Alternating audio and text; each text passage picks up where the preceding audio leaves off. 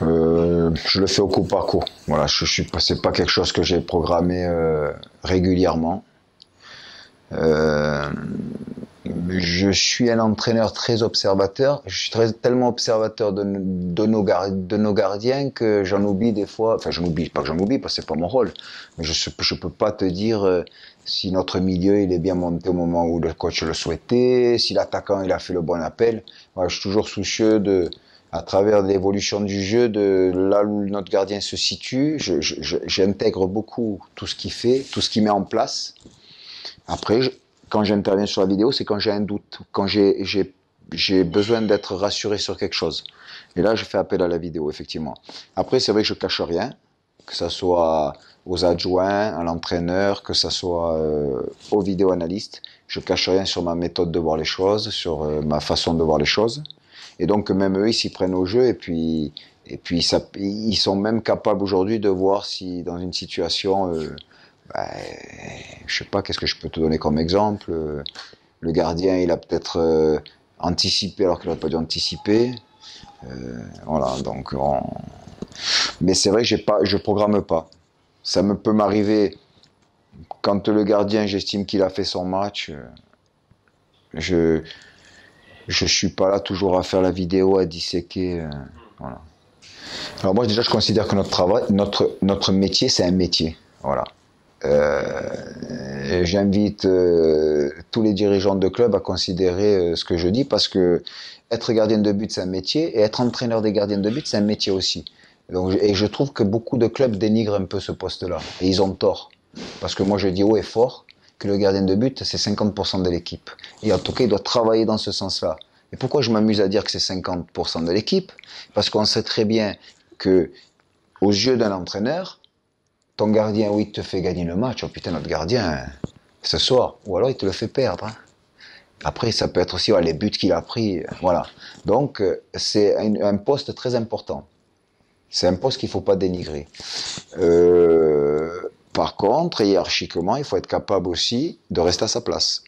C'est-à-dire, moi, je suis entraîneur adjoint spécifique au gardien de but. Donc, je veux déjà savoir qu'est-ce que attend mon manager tactiquement de mon gardien de but. Voilà. À travers ce qu'il attend, est-ce qu'il a besoin d'engager une discussion ou pas?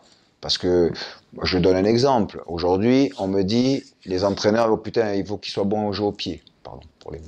Il faut qu'ils soient bons au pied. Ah oui, mais il faut qu'ils soient bons au pied, mais il faut qu'ils sachent attraper les ballons aussi. Hein. Il n'y a pas que.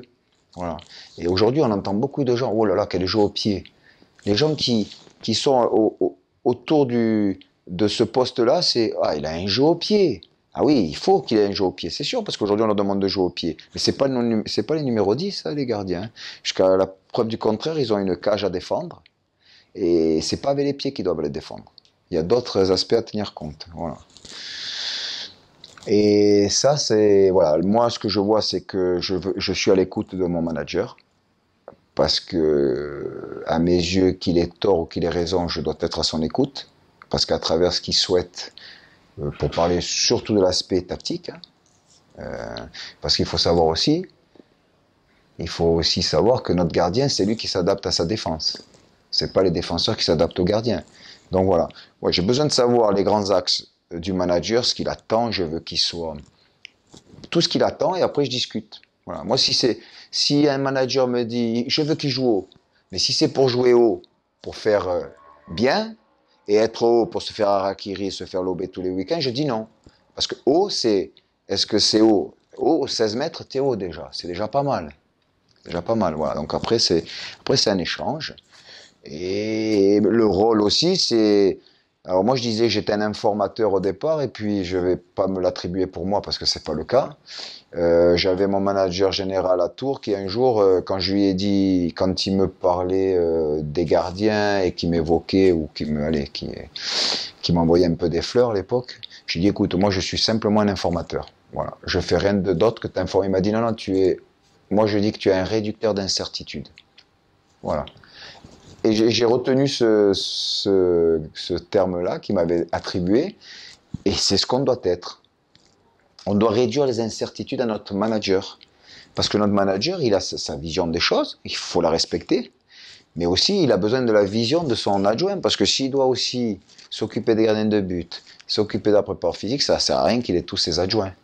Donc voilà, je pars du principe qu'à un moment donné, et c'est là qu'il se crée une relation avec un manager, c'est quand toi, en tant que son adjoint, préparateur au gardien de but, tu es capable de le convaincre. C'est-à-dire tu es capable de lui réduire ses incertitudes ou de la situation qui peut se présenter à lui. L'évolution, elle doit être des deux côtés. Elle doit être aussi bien prendre en compte du côté gardien de but, et elle doit être aussi prise en compte du côté de notre côté, en tant qu'entraîneur des gardiens. Alors on va commencer par les gardiens. L'évolution du gardien de but, il y a des grands axes qui pour moi aujourd'hui je n'ai pas changé parce que je considère que dans le football actuel, il n'y a pas eu de raison de les changer. Alors que ce soit sur l'aspect technique. Après, moi je tiens compte de deux critères aujourd'hui pour faire évoluer mes gardiens. C'est la qualité des joueurs maintenant, qui frappent fort, plus fort qu'à notre époque, et qui ont l'avantage des ballons, parce que les ballons aujourd'hui, on s'aperçoit qu'ils sont plus à notre désavantage qu'à travers les trajectoires. Donc ça, c'est deux critères que je tiens compte, à travers aussi les évolutions des adversaires, de ce qu'ils mettent en place de plus en plus, passer par les côtés, par des centres tendus, des centres hauts, second, premier. Donc là, j'évolue là-dessus, à travers ce que je peux voir au haut niveau. Et après, de notre côté à nous, euh, comment j'ai cherché à évoluer moi, c'est en étant beaucoup à l'écoute et de mes gardiens, puisque je sais que c'est très important, parce qu'un gardien il a toujours besoin de dire quelque chose, il a besoin de s'exprimer, à tort ou à raison, ça il faut en tenir compte, parce que c'est leur ressenti.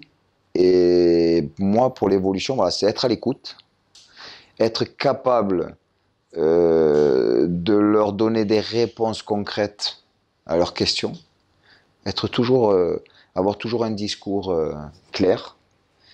Et c'est ce qui fait qu'on va évoluer, être capable de leur donner des outils qui, sur le moment, va leur permettre, s'ils les utilisent correctement, d'être performants.